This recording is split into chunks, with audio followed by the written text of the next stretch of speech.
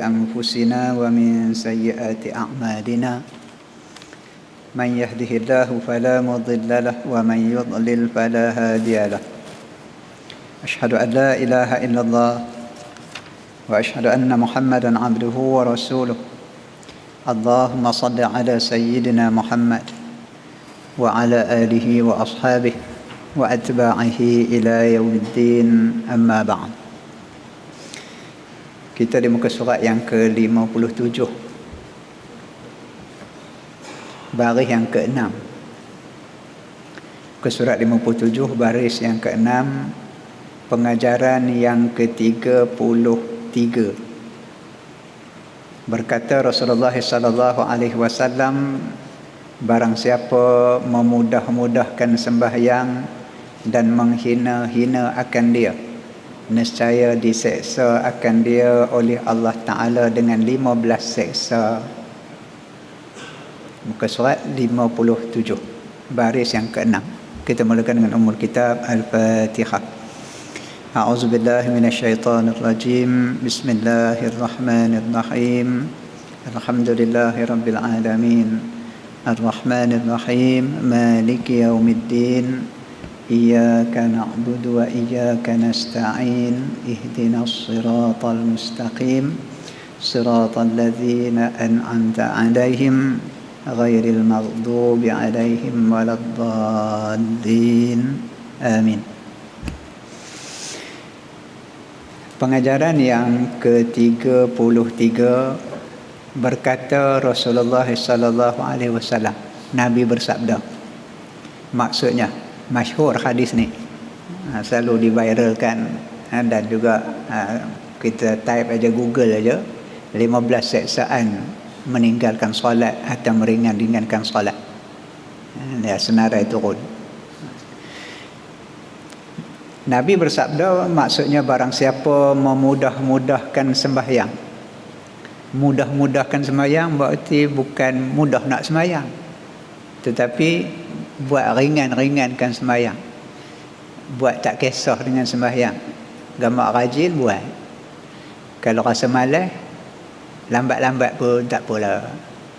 Ataupun mengutamakan yang lain daripada solat, juga disebut sebagai memudah-mudahkan atau meringan-ringankan. Alah, boleh lawat sikit tak apa, lewat sikit, kadang-kadang sudah terlepas, alah tak apa, boleh qada. Ataupun apa saja dalam maksud meringan-ringankan dia, tak ambil berat atau tak utamakan, tak ambil kisah ataupun tak ambil berat, itu maksud meringan-ringankan.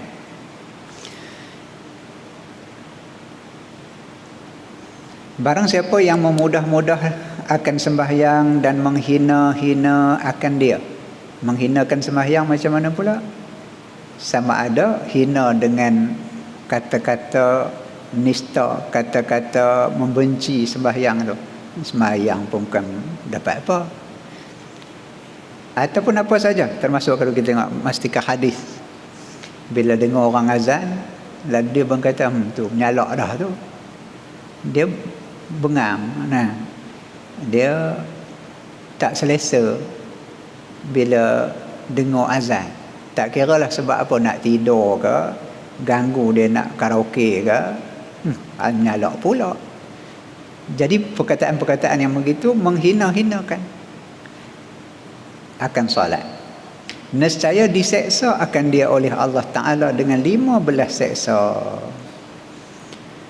Bukan tinggal sembahyang sahaja, bahkan meringan-ringankan ataupun memudah-mudahkan sembahyang ni berarti tak berapa kisah ke sembahyang. Walaupun sembahyang, melewat-lewatkan sembahyang, walaupun sembahyang dalam waktu, dia duduk di hati tu. Bagaimana kita dengan sembahyang itu, macam kita lah dengan seseorang, kata ada janji dengan sianu-sianu, alah tak apa, lewat sikit tak apa. Tapi kalau kita janji dengan orang yang memang kita berajat, nak pula minta hutang. Janji minta hutang ataupun janji tunggu di masjid, nak ambil hutang ni, nak ambil duit, sebab janji nak berhutang dengan dia. Janji selepas subuh, sebelum subuh sampai dah. Piramli kata sebelum subuh kami sampai. Tapi kalau nak bayar hutang, Allah, aku dah lalu dah rumah. Kamu tengok tak ada pun kereta. Tak ada kereta tak pergi dah bayar. Udah tertangguh-tangguh, tertunda-tunda, udah sebulan. Ada rumah, dah nampak tak ada kereta. Gitu. Pasal memudah-mudahkan. Baik. 6 di dalam dunia. Seksaan yang Allah sediakan untuk orang yang meringan-ringankan solat ni, 6 seksaan tu ketika hidup di dunia ni. Tuan-tuan, kita boleh teropong tengoklah. Bukan teropong orang saja, teropong ke kita ni. Kalau ada 6 seksaan ni yang timpa atas kita, cuba cek tengok. Mungkin salah satu sebabnya ialah kerana meringan-ringankan solat, melewat-lewatkan solat, memudah-mudahkan solat. Dan 3, ketika matinya, ketika sakaratul maut, ketika nak mati tu. Dan 3 di dalam kuburnya, setelah mati dalam alam barzakh, maka ada 3 seksaan yang Allah berikan. Dan 3 ketika bertemu dengan Tuhannya, ketika kita bertemu Rabbul Jalil. Di mana? Di mahsyar, di pengadilan Allah.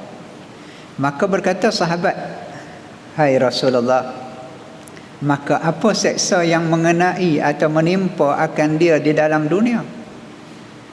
Maka sabda Nabi SAW, yang pertama, mengangkat oleh Allah Ta'ala daripada umurnya. Allah angkat umurnya. Angkat ni nak angkat apa? Nak tambah bagi panjang? Tak. Allah angkat berkat umurnya. Orang hidup 50 tahun, 60 tahun, ada yang 30 tahun. Ada ulama yang hidup sekitar 40 tahun saja umurnya, tapi kitabnya sangat banyak. Ada orang boleh karang kitab 100 buah kitab, 100 judul. Kita tengok Syekh Al-Marbawi, Bahrul Mazi saja 22 jilid. Kalau kita ngaji hak itu, tiap-tiap malam ngaji, berapa tahun nak habis tu? Kalau nak pula kuliah maghrib sampai isyak berhenti. Itu nak baca, bukan nak karang. Bukan karang pakai copy and paste. Karang daripada apa yang difahami daripada Al-Quran dan hadis, yang ditadaburkan dan yang dirumuskan daripada pengajian yang sekian lama. Mengarang satu kitab tu saja 22 jilid. Kita baca satu-satu jilid itu, kalau sebulan sekali, bukan 31 lah. Kalau 31 tak habis. Tak habis 10 tahun tak habis. Tunggu 31 tak ada juga. Kalau tiap-tiap bulan sekali saja pun, saya bisa baca satu-satu jilid itu sekitar 4 hingga 5 tahun. Sebulan sekali. 22 jilid. Mari mana umurnya? Umur mengarang ni bukan satu, beratus judul. Kita berapa banyak dah? Karang khutbah pun tak ada. 4 minggu sekali khutbah. Allah, tak dan aku pula. Tak ada. Khutbah 3 muka. Mana pergi? Hilang keberkatan umur. Allah angkat keberkatan umur. Tu kira yang mengarang ilmu tu, sembahyang sunat, puasa sunat, itu yang akhirat, yang dunia ni. Berapa banyak ladang kita buat. Ladang musangking ada macam hak rauk yang jadi isu. Seorang-seorang 92 hektar, ada 92 ekar. Ada berapa ekar itu? Hak belakang rumah tu mampu, tak bawa baju, tak joroi. Di mana keberkatan umur kita? Yang kedua, Allah diangkatkan oleh Allah Ta'ala akan berkat daripada rezekinya. Rezeki dapat, Allah jamin rezeki. tetapi berkatnya tak ada. Kita bayangkan tuan-tuan yang dah pencen lama, mula kerja dulu, gaji berapa? Saya tanya ada orang kerja JKR, kerja buruh lah JKR, mula kerja RM15 RM15. Gaji pencen, mula-mula pencen dulu RM175. Anak 78. Kalau bayar-bayar saya pun mula-mula kerja kalau graduate baru 1,170. Itulah naik sikit, RM70, RM70, anak 10. Try tengok. Tapi boleh. Orang kampung masih lagi sekarang ni 300-400 sebulan pendapatan. Masih ada kita tengok kampung. Walaupun 4,000 pun masih boleh dapat bantuan sara hidup. 3,000 dapat penuh. Tapi dia 300-400.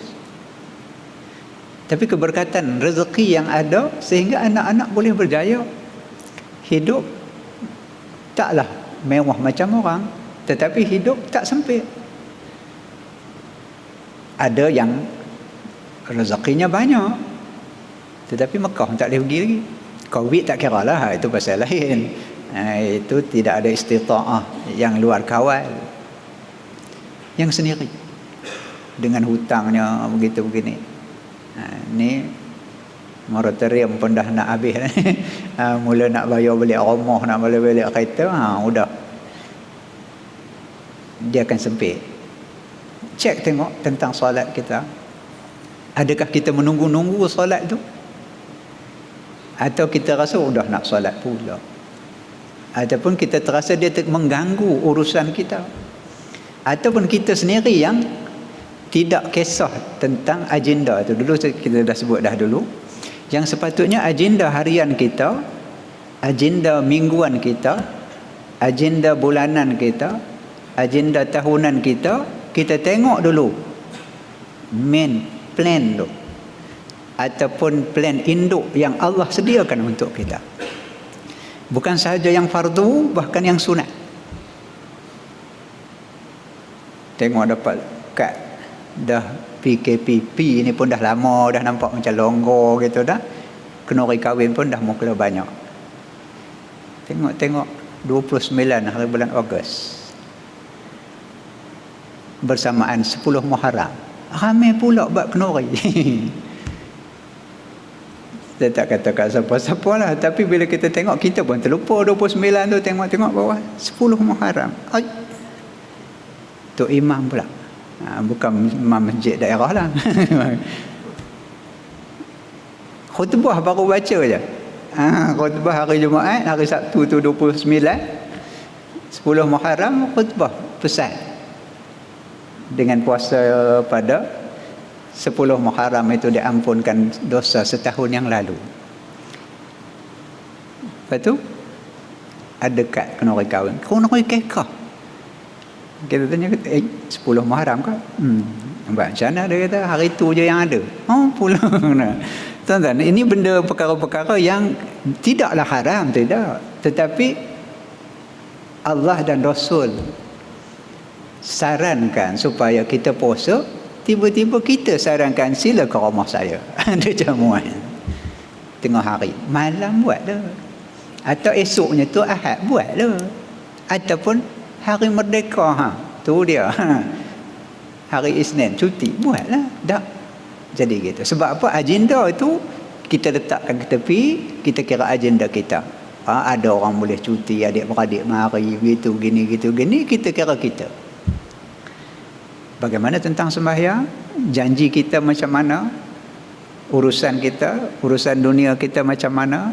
Urusan kita di sosial, masyarakat kita macam mana? Pukul berapa nak janji? Tengok dulu. Kalau orang kata pukul 4.30, minta maaf lah, kita lewat sikit. Asar ni. Mesyuarat. Kadang-kadang mesyuarat bagus pula tu. Mesyuarat yang bawa perjuangan Islam juga pun. Kadang-kadang mesyuarat badan-badan dakwah dan sebagainya. Tetapi nak berhenti sembahyang Zuhur dulu ke kita nak habis ni? Tak lama lagi dah. Ingat 2.30 habis lah. Tu dia tunggu sampai 2.30 pukul 3. Sekolah macam mana sekolah tuan? Cikgu-cikgu, ustaz-ustazah. Saya baru pencen. Tulis macam kan nak. 1 bulan mari nak raya haji. Saya ngajar 13 sekolah. Termasuk 1 maktab, 2 sekolah Cina, 3 sekolah SABK. Apa macam? Sekarang lagi bila ada penyelarasan semula jadual selepas PKP tu, ada sekolah-sekolah terutama sekolah agama masanya panjang, masa persekolahan. Sekolah biasa dikurang. Sembahyang pukul apa? Ada sekolah yang sembahyang zuhurnya pukul 3 tiap-tiap hari. Tuan-tuan tengok. Nah, kebanyakan 2.30. Kita yang programkan atas nama agama belajar 2.30. Kita lelaki sembahyang, perempuan makan. Satgi lelaki makan, perempuan sembahyang. Terutama yang asrama lah. Kalau yang berulang pun macam tu, 12.30, 2.30 habis kelas. Lepas tu balik. Yang atas bas, yang tunggu bas, yang nak basikal, agak-agak sampai rumah sembahyang pukul 3, 3.30. Mana agenda Allah Ta'ala ni? Sebab tu yang boleh kita kata tak ada. Masuk waktu kita berhenti. Saya ingat masa saya sekolah lagi, tak apalah masuk, kita kata 6. Masuk je waktu, bagi tahu pengetua, bagi tahu guru-guru, kita berhenti. Walaupun guru baru masuk ya 10 minit, berhenti. Kita pergi sembahyang. Kalau dekat masjid, belarak pergi ke masjid. Saya ingat lagi begitu. Bila guru kata, tak boleh, pelajar kita bukan tepat waktu, tak apa, saya jamin. Waktu saya pelajar dulu, saya kata pelajar, saya kata saya jamin. Kalau pelajar lewat, saya rotan. Tu boleh tak? Tiba-tiba bila saya dah ngajar, ada sekolah yang macam tu. Pukul 2.30, pukul 3 baru sembahyang. Saya kata tak ada. Kalaupun tak masuk waktu sebelum ataupun bukanlah masuk waktu terus berhenti, tetapi plan elok-elok. Sekarang mudah, setengah jam satu waktu, pukul 1.30 kita break. Ambil setengah jam. Atau ambil 20 minit. Makan boleh 20 minit, tengah sembahyang tak boleh. 20 minit ataupun setengah jam, berhenti. Kosongkan waktu dan tambah waktu selepas daripada sembahyang. Kita nak tengok keberkatan hidup. 6 tak diangkat ataupun 6 diseksa oleh Allah ketika atas muka bumi lagi. Tuan-tuan, usahlah. Ini senario yang ada. Dan kalau boleh semua sekolah gitu, cukup cantik. Sehingga pelajar kita begitu. Dan anak-anak pun begitu. Tiba-tiba orang nak azan maghrib, dah pergi shopping ke pasar malam dengan mak dengan ayah lah. Kacau, tuan. Pembudayaan. Kita nak datang ke kuliah-kuliah macam ni, atau nak pergi sembahyang maghrib tu, nak tengok pasar malam yang dalam laluan kita tu. Allah. Jadi di mana keberkatan? Mudah-mudahan dengan COVID apa semua ni, orang boleh bermuhasabah, termasuk bukan sekadar mengelak daripada perkara-perkara haram, bahkan perkara-perkara yang menghilangkan keberkatan, yang diangkatkan rahmat oleh Allah, dapat kita hindarkan. Baik. Itu rezekinya. Allah angkat keberkatan rezeki. Jadi kalau dah hoja pun macam itulah rupanya. Nah, ujung-ujung waktu barulah sembahyang pasal hoja. Apa tu? Kita cari hoja ke, makan gaji ke, ambil upah ke, atau kita berniaga, berusaha apa pun, yang penting bagi kita ialah pahala itu. Yang penting bagi kita ialah akhirat itu. Dunia ni sebab kita perlu untuk sampai ke akhirat. Kita perlu kayuh, kita perlu dayung. Tetapi matlamat kita, destinasi kita akhirat itu. Apa bagusnya kita kalau dayungnya bukan main? Kalau enjinnya pun bukan main bagus. Berapa? 25 kuasa kuda, 30. Tapi tak sampai ke destinasi. Tak apalah, enjin buruk sikit tak apalah. Sampai pun pakai kayungan dayungan tangan je. Tapi sampai ke destinasi. Kalau 30 kuasa kuda dan sampai lagi baguslah. Baik, ketiga. Allah mengangkat oleh Allah Ta'ala daripadanya akan tanda segala orang yang soleh. Hilang tanda sebagai seorang yang soleh. Tanda ni bukan pasal nak tunjuk ke orang. Tanda ni sebagai satu trademark kita, sebagai satu KPI kita. Kita sendiri terasa kita ni bukan dalam keadaan soleh. Kita terasa tuan-tuan. Nah, aku rasa kosong je hidup. Gitu. Ataupun kita terasa apa, tak terisi gitu. Masa kita ataupun kehidupan kita. Kita boleh rasa gitu. Apatah lagi ciri-ciri orang yang soleh tak duduk kat kita. Orang yang soleh ialah orang yang buat baik. Mana ada yang lebih baik daripada menyahut seruan Tuhan, seruan Allah. Yang kita meringan-ringankan solat tadi ni, yang disebut sebagai memudah-mudahkan solat ni. Soleh bukan begitu. Macam anak soleh lah. Mak pesan suruh beli ni, nanti besok beli ni lah. Udah nak habis besok dah. Tanya-tanya, dah beli ke belum? Oh, tak beli lagi. Nantilah lepas main lah. Ni anak soleh tentang apa ni? Walaupun nama Saleh. Yang keempat, tiada bahagian baginya daripada Islam. Maksudnya dia tidak tergolong dalam golongan Muslim. Tak tergolong dalam Muslim. Ada yang mentafsirkan dia termasuk di dalam golongan munafik. Dikhawatiri kita termasuk di situ. Walaupun kita tak tinggal sembahyang, tapi meringan-ringankan. Abdullah bin Ubay pun sembahyang, tetapi sembahyangnya itu dalam keadaan sahun, yura'un wa yamna'un al-ma'un. Adakah kita di situ? Itu yang dimaksudkan dengan tidak ada bahagian daripada Islam. Kebaikan-kebaikan kepada orang Muslim yang didoakan 1.8 bilion orang yang ada hari ini, mohon untuk diberikan kebaikan kepada muslimin, muslimat. Takut kita tak termasuk situ sebab kita bukan ada bahagian dalam tu. Orang doa di Mekah, di Kaabah, di mana-mana pun kita tak termasuk. Ini di antara siksaan yang Allah bagi kepada orang yang meringan-ringankan solat. Yang kelimanya, daripada tiap-tiap amal yang dibuat, ia akan dia daripada segala amal kebajikan tiada diberi pahala atasnya. Orang yang meninggalkan solat tidak diterima segala amal kebajikannya, sedekahnya, puasanya, hajinya, tidak diterima. Dengan maksud Allah tak ambil kira. Sebab apa? Sebab solat itu imaduddin, tiang agama.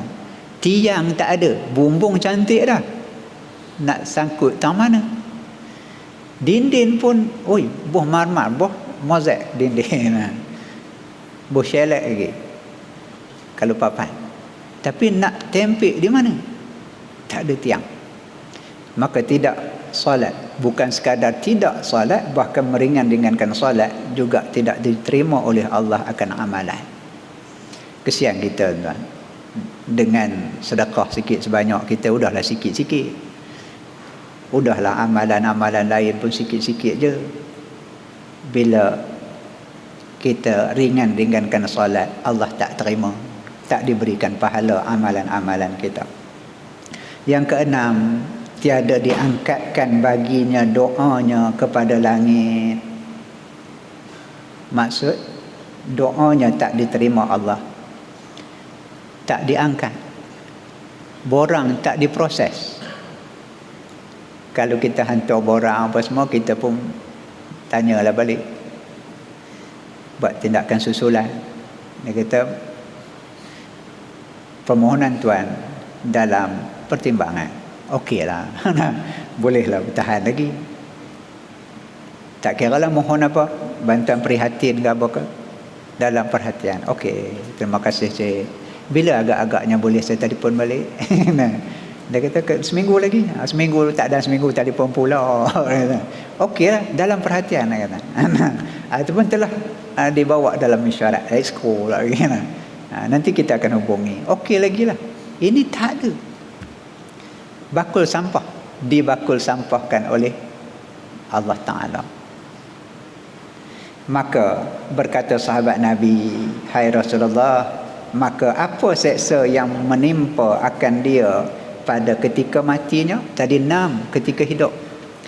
Tuan-tuan, kita bukan jaga kita je. Ialah hashtag kita jaga kita. Tu anak-anak kita siapa nak jaga? Isteri kita siapa nak jaga? Kita. Sangkut je demo, sangkut kita di akhirat esok. Sembahyang kita okey, jaga okey, sebelum masuk waktu dah sampai dah duduk depan siap dah. Okey. Anak, isteri depan TV, belum mula lagi drama. Belum ada siaran lagi. Udah depan dah. Ataupun mana-mana sajalah. Ringankan solat. Bukan tinggal ni. Ini kita duduk di masjid ni kena letak gitu. Kalau tinggalkan solat, leceh benar lah. Baik, lalu para sahabat tanya pula, apa pula siksaan ketika mati? Ketika kita nak mati tu. Maka sabda Nabi SAW, mati ia pada hal hina. Mati dalam keadaan hina. Hina ni sama ada hina pada pandangan mata kasar, lebih-lebih lagi hina berdasarkan kepada syarak. Hina mati berdasarkan syarak ni ialah mati dalam keadaan su'ul khatimah, pengakhiran yang buruk, pengakhiran yang tidak elok, lawan bagi husnul khatimah. Apa tu?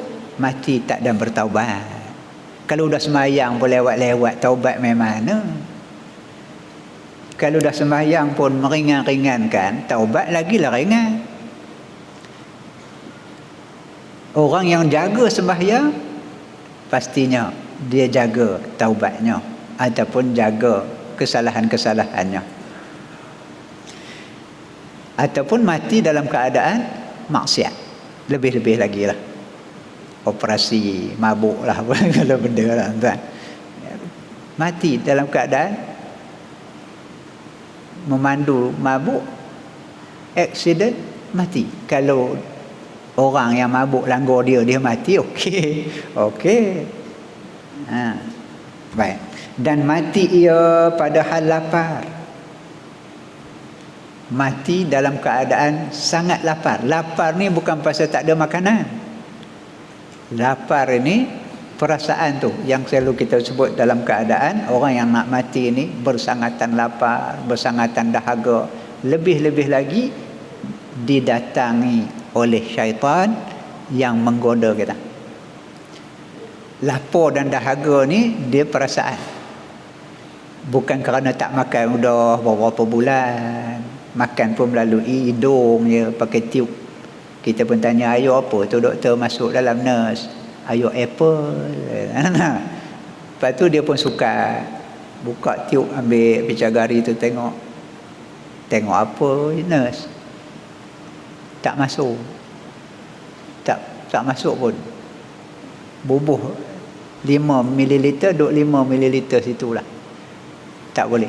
Penghadamannya tak terima. Susu pun tak boleh, ayo apple pun tak boleh gitu gini gitu. Tak ada apalah, buh darah lah. Kok salur tangan lah. Jadi semua benda yang macam tu bukan dalam bentuk zahirnya, tetapi dari sudut spiritnya ataupun perasaannya yang sangat lapar dan sangat dahaga, dan mati ia pada hal dahaga. Dan jikalau dijiruskan akan dia dengan air sungai yang di dalam dunia, nescaya tiada memuas ia akan dahaganya. Ini bukan pasal tak ada air. Nah. Yang tadi ni bukan pasal fizikalnya tu ataupun secara zahirnya itu yang dia tak ada minum. Air dah masuk ke mulut, masuk ke tangan. Tetapi dahaganya itu sampai perangkat bila iblis ataupun syaitan datang menggoda dia, kalau ndak air ni dulu kecil-kecil dulu. Tok Wan kita, ayah kita haba esok nak mati, esok ada setan mari bawa air segelas, dia kata hendak ni tak? Hendak. Kalau hendak mengaku aku Tuhan. Mudah je zaman dulu nak dakwah. Dia tak baca hadis ya, Quran pun kan. Dia kata setan ni hang mengaku aku Tuhan. Dah dahaga sangat, lapar sangat, kita pun mengaku. Pasal apa kita mengaku? Sebab akidah tak kukuh tadi. Di antaranya sebab apa? Sebab meringan-ringankan solat, membiasakan yang macam tu sehingga kita tak kisah ke Tuhan. Kalau solat masuk waktu kan, nak habis waktu ke apa semua, kita buat kita selesai kerja kita dulu. Nanti ketika dicabar dalam bentuk macam tu, tak pula dahaga yang amat sangat. Kalau air sungai semua, bukan dekat Sungai Perak je, habis Pahang, Kedah apa semua, himpun bagi ke kita pun takkan hilang dahaga tu. Ketika tu, itu yang dipanggil seksa yang amat sangat ketika nak mati, akibat daripada meringan-ringankan solat. Berkata sahabat, hai Rasulullah, maka apa seksa yang mengenai atau menimpa akan dia di dalam kuburnya pula? 6 atas dunia ni, 3 ketika nak mati, yang dalam kubur pula. Maka sabda Nabi, pertama, memanjangkan oleh Allah Ta'ala atasnya akan liang lahatnya. Memanjang ni saya cari tengok dalam hadis disebutkan disempitkan.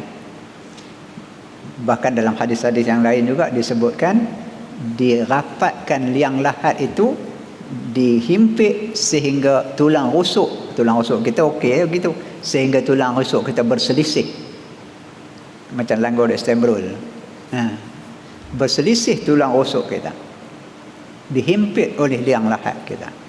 Di sini dia tulis panjang, saya cari dalam hadis dia, tentang rujuklah hadis tu, disempitkan liang lahatnya. Kalau panjang dan luas okey. Itu orang yang mengekali solat, kuburnya ataupun alam barzahnya, alam kuburnya itu diluaskan sejauh mata memandang.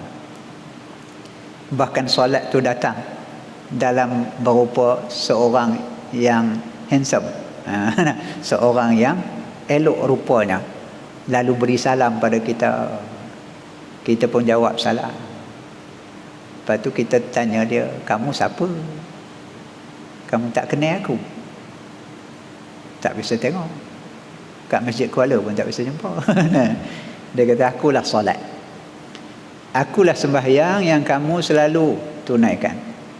Dan hari ini aku datang dengan izin Allah untuk menemani kamu sehingga kiamat. Tuan-tuan, kalau kita ada handphone pun tak apa dah, duduk dalam bilik seorang-seorang. Ada teman, ini pula ada orang teman, iaitu solat tu sendiri. Kalau hak tinggal solat, rapat tulang rusuk kita berselisih, dihimpit oleh liang lahat. Keduanya, mengkelam. Mengkelam ni gelap.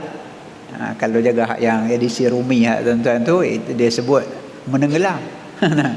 Mengkelam ataupun menggelapkan ia atasnya di dalam kuburnya. Kubur gelap gelamat. Tuan-tuan cuba bayang, orang kebumikan kita, sebenarnya kita tak mati. Kita pensan je, koma je. Dah siap orang tindih pun, orang habis talqin balik apa semua dah, kita tersedar. Apa macam? 6 kaki di bawah tu. Allah. Tuan-tuan biasa mimpi macam tu? Saya biasa mimpi macam tu. Orang dah balik je, tahu pula tu pasal mimpi. Kita tengok kita dikuburkan. Lepas tu kita duduk sorang-sorang situ. Lepas tu orang dah balik. Macam mana? Gelap gelemat. Nak naik macam mana? Kalau ada cangkul boleh lah gagau-gagau. Tekak kokor dengan kuku. Bila nak naik ke atas? Oh susahlah, takutlah, sedar-sedar, oh tidur, alhamdulillah. Kalau sungguh tak tahu. Cuba bayangkan kita dihidupkan semula di dalam kubur itu, kalaupun bukan alam barzah yang lain, sekadar kubur itu sahaja gelap gelemat pula. Nak duduk sampai bila? Sampai berlakunya kiamat. Tak kira ular kalau jengkin lagi. Tapi yang solat tadi, yang kuburnya terang benderang, sejauh seluas mata memandang. Bahkan malaikat datang bagi tahu, tidurlah kamu. Tuan-tuan tengok dalam hadis, mestikah hadis pernah ada sebutkan, tidurlah kamu sebagaimana tidurnya pengantin baru.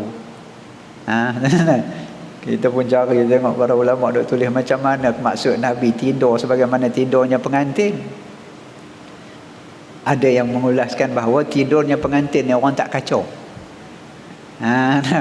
Pengantin baru orang tak kacau, tak ada siapa kacau.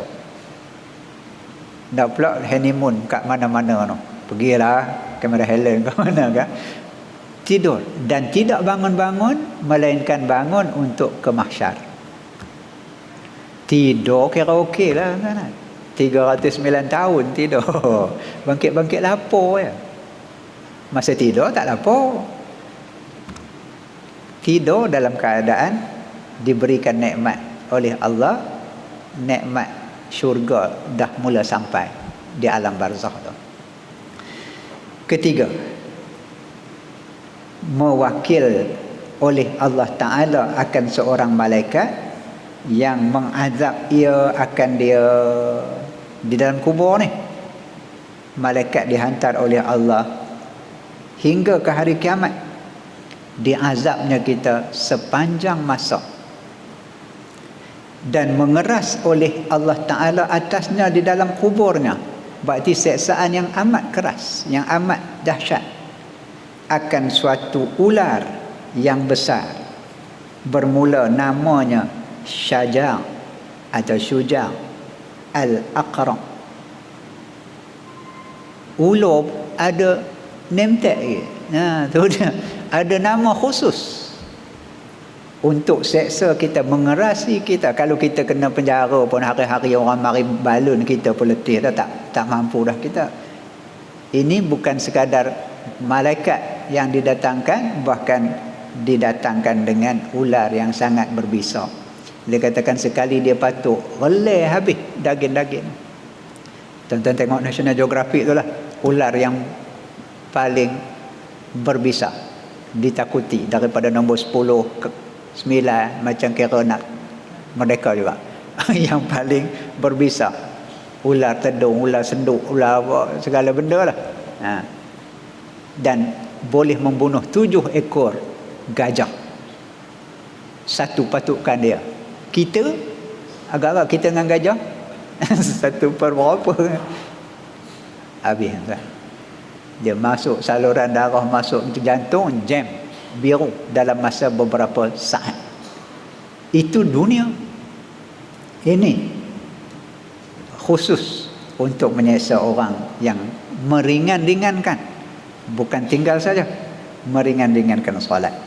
Bermula 2 matanya daripada api dan 2 kukunya itu daripada besi. Bermula panjang tiap-tiap kuku daripadanya itu perjalanan sehari.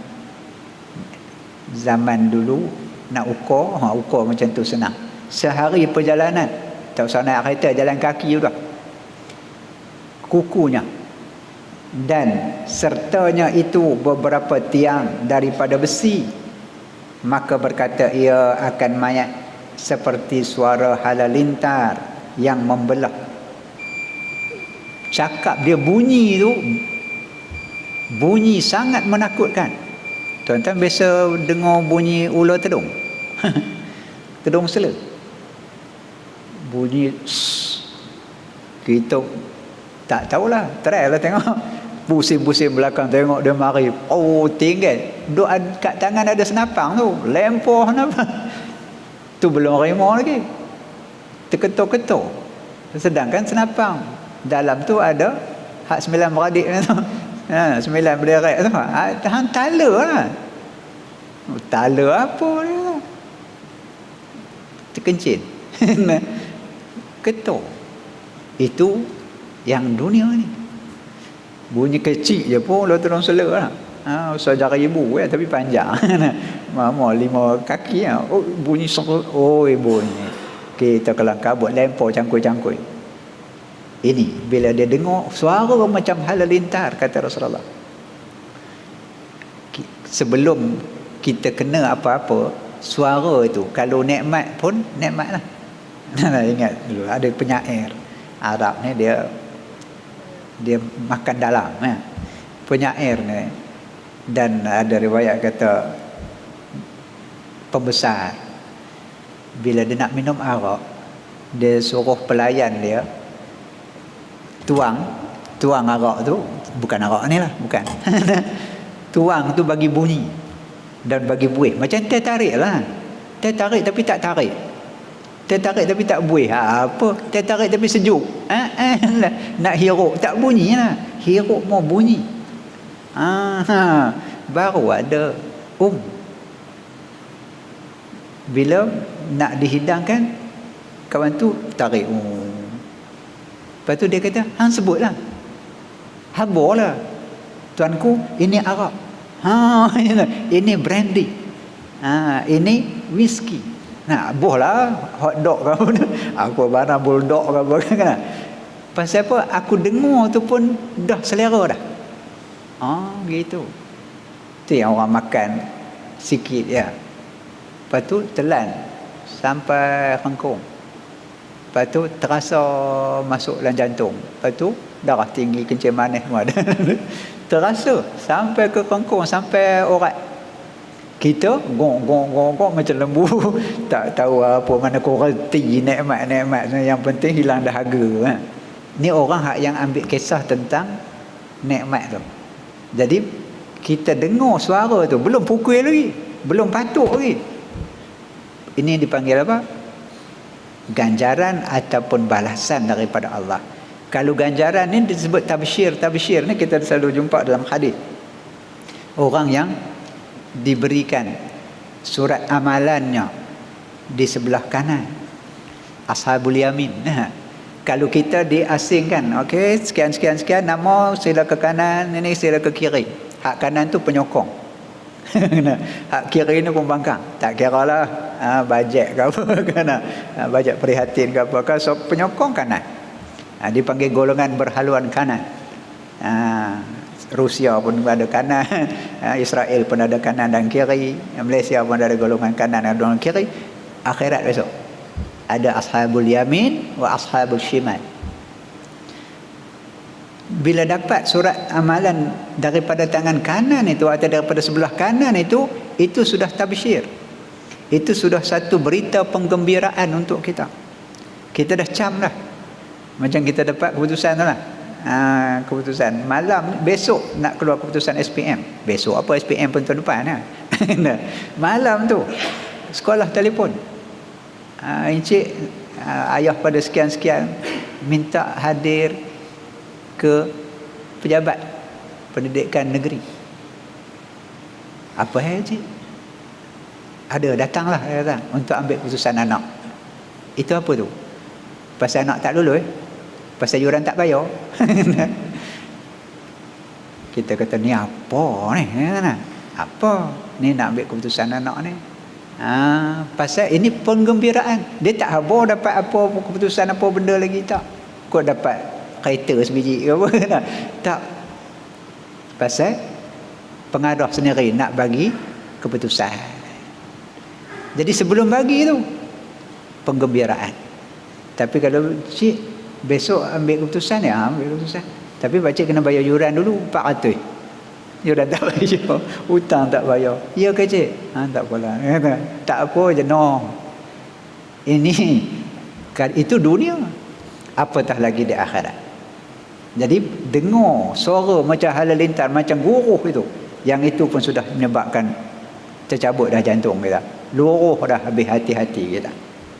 Yang membelah, padahal berkata ia ular ni kata pula, telah menyuruh akan daku oleh Allah Ta'ala Tuhanku bahawa aku palu atau pukul akan dikau kerana engkau sia-siakan sembahyang subuh hingga zuhur, dan aku pukul engkau kerana engkau sia-siakan sembahyang zuhur hingga asar, dan aku pukul akan dikau kerana engkau sia-siakan akan sembahyang asar hingga maghrib, dan aku pukul akan dikau kerana engkau sia-siakan sembahyang maghrib hingga isyak, dan aku pukul akan dikau kerana engkau sia-siakan sembahyang isyak hingga subuh.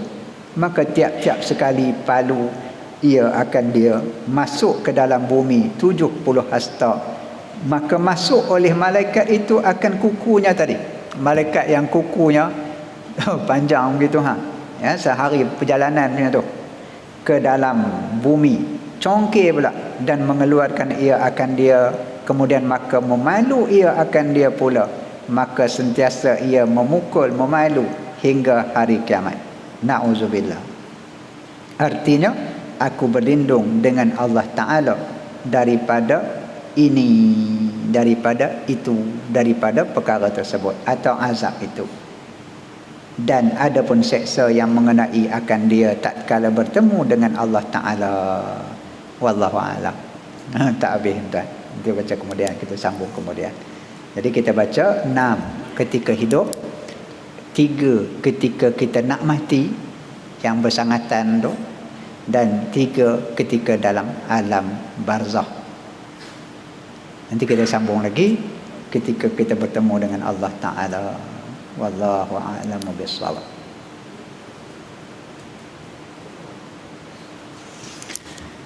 Bismillahirrahmanirrahim. Alhamdulillah wassalatu wassalamu ala Rasulillah wa ala alihi wa ashabihi wa atba'ihi wa man wala. Allahumma arinal haqqa haqqan warzuqna ittiba'ah wa arinal batila batilan warzuqna ijtinabah. Allahumma iftah bainana wa baina qaumina bil haqq wa anta khairul fatihin. Subhanakallahumma wa bihamdika nashhadu an la ilaha illa anta nastaghfiruka wa natubu ilaik. Wa sallallahu ala sayyidina Muhammad wa ala alihi wa sahbihi wa sallam. Alhamdulillahi rabbil alamin.